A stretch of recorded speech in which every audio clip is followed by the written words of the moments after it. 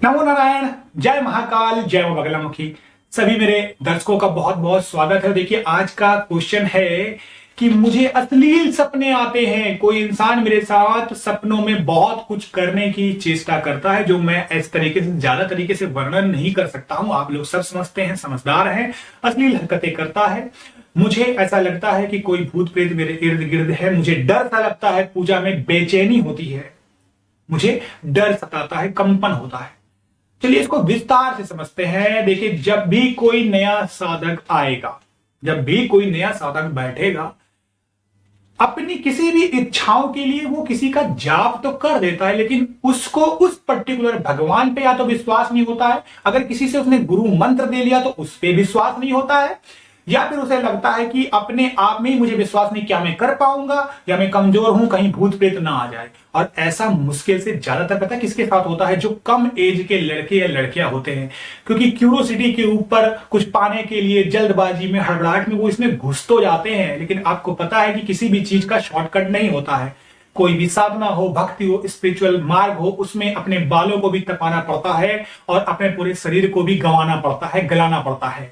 धीरे धीरे, step by step निकल के ही एक हीरा तैयार होता है। तो जब भी आप जल्दबाजी में कोई भी साधना के अंदर घुस जाते हैं, कहीं से भी कोई उठा के यूट्यूब से मंत्र स्टार्ट कर देते हैं, उठा तो आप लेते हैं कि मुझे ये मिल जाएगा, मुझे वो मिल जाएगा, लेकिन आपको कहीं ना कहीं अपने ऊपर भी कॉन्फिडेंस नहीं होता है। कॉन्फिडेंस नहीं होता है तो आपके अंदर एक डर लगता है कि जब ये शक्ति मेरे सामने आएगी, क्या मैं अपने आप को बचा पाऊंगा? तो जब बचा नहीं पाऊंगा तो आपको फिर क्या होता है, दिमाग ऐसी चीज बना देता है। आपको लगता है कोई आपको छू रहा है, शरीर में कीड़े रेंग रहे हैं, कोई आपको पकड़ रहा है, किसी ने आपको टच किया, किसी ने आपके हाथ दिया, यानी दिमाग फिर वैसे ही चीजों को बना देता है। एक एग्जाम्पल के रूप में समझिए, अगर आपको कोई बोल दे कि 9 बजे के बाद इस जगह से मत जाना, यहां प्रेत रहते हैं, हो सकता ना रहते हो या हो सकता रहते भी हो, लेकिन अब आपके दिमाग में यह आ गया कि प्रेत यहां रहते ही हैं, तो आप सोचो कि प्रेत न मिल जाए, जय हनुमान, प्रेत न मिल जाए, जय हनुमान।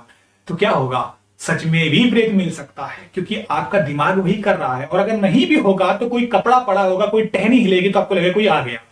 लेकिन अगर आपको कोई बताए ना, कोई ना बताए, तो आप क्या सोचोगे कि हाय कुछ है नहीं, हम तो चले जा रहे हैं, क्योंकि आपको पता ही नहीं है। बिल्कुल उसी तरीके से है कि अगर किसी ज्योतिषी के पास आप जाते हैं, किसी डॉक्टर के पास जाते हैं, वो बोलता है कि फलाने समय में आपके कारोबार में आपको घाटा हो जाएगा, या लेट से आपके साथ कुछ ऐसा हो जाएगा, तो क्या आप जी पाओगे?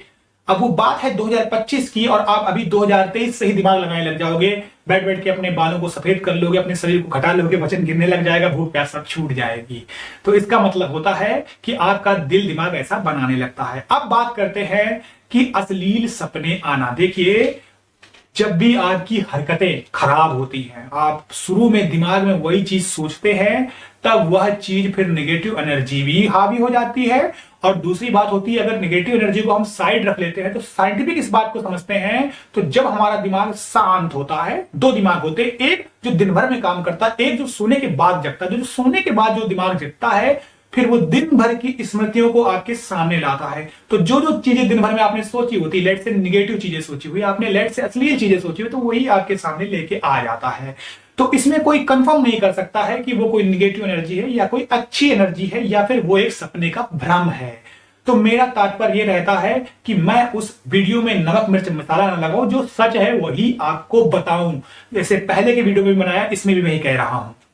अब अगर फिर भी आपको लगता है नहीं जी, आप काफी समय से साधना कर रहे हैं, फिर भी अश्लीलता आपका साथ नहीं छोड़ रही, इट्स मीन कहीं ना कहीं आप साधना में या तो त्रुटि कर रहे हैं, या फिर आप ब्रह्मचर्य का पालन नहीं कर रहे हैं, या फिर आप ड्रिंक पी ले रहे हैं, या फिर आप नॉनवेज खा ले रहे हैं, या प्याज लहसुन कर रहे हैं, या सुबह आप सही से नहीं कर रहे हैं, या जग नहीं रहे, देर तक सोते रहते हैं, रात में देर तक जगे रहते हैं, या आपके दिमाग में कोई उथल पुथल चल रही है, या कोई भी एक ऐसी गलती कर रहे हैं, जैसे आपके घर में आप साधना तो कर रहे हैं, हलचल होने लगी, लड़ाइयां होने लगी, झगड़े हो रहे हैं, तो आप अपना फिर दिमाग उधर ले जा रहे हैं, अपना सर ऐसे घुमा रहे हैं, फिर किसी को बोले अरे शांत रहो, मैं यहाँ पूजा कर रहा हूं। इट्स मीन पता क्या है? इट्स मीन आपके घर का ऑरा सही नहीं है, नेगेटिव एनर्जी का भंडार है। सबसे पहले अपने घर के ऑरा को सही कराइए। जिस घर में सबसे ज्यादा कलह और लड़ाइयां होती है, वहां के घर का वास्तु ठीक नहीं होता है। सबसे पहले किसी वास्तु एक्सपर्ट से मिलकर अपने घर के वास्तु को सही कराना बहुत जरूरी होता है।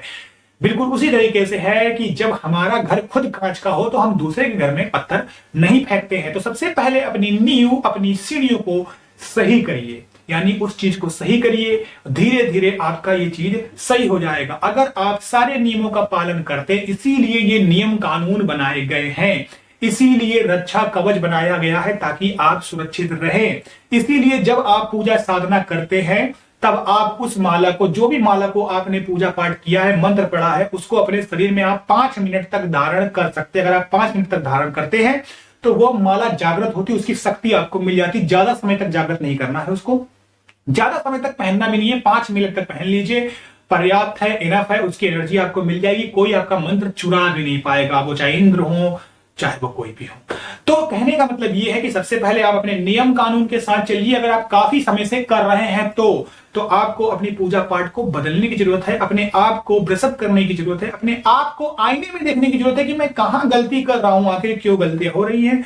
गलतियों की वजह से ही हमारा कुछ ना कुछ नुकसान होता है और आपके दिमाग का भी खेल होता है। तो आई होप आपको मेरी ये बात समझ में अब आ गई होगी। तो टेंशन नॉट जी, साधना और भक्ति के मार्ग में बढ़ते रहिए, सब कुछ मिलेगा। आप मुझे कमेंट करिए, जो भी आप क्वेश्चन पूछेंगे उसके बारे में विस्तार से वीडियो बना दिया जाएगा। एक एक करके क्वेश्चन का मैं रिप्लाई नहीं कर सकता हूं कमेंट में। मुझे कई बार क्वेश्चन में कमेंट आते हैं, आपने मेरा रिप्लाई नहीं किया, आपने मेरा रिप्लाई नहीं किया। ये मेरे पास इतना समय नहीं है कि मैं एक एक करके सबका रिप्लाई करता चलूं। आप मुझे वीडियो के बारे में कमेंट बताइए, अगर मुझे अच्छा लगेगा तो मैं 100% उस पर वीडियो बनाऊंगा, और मैं बना भी रहा हूं और आगे भी बनाता रहूंगा। तो आप पूछिए, आपका समाधान होगा, जरूर होगा।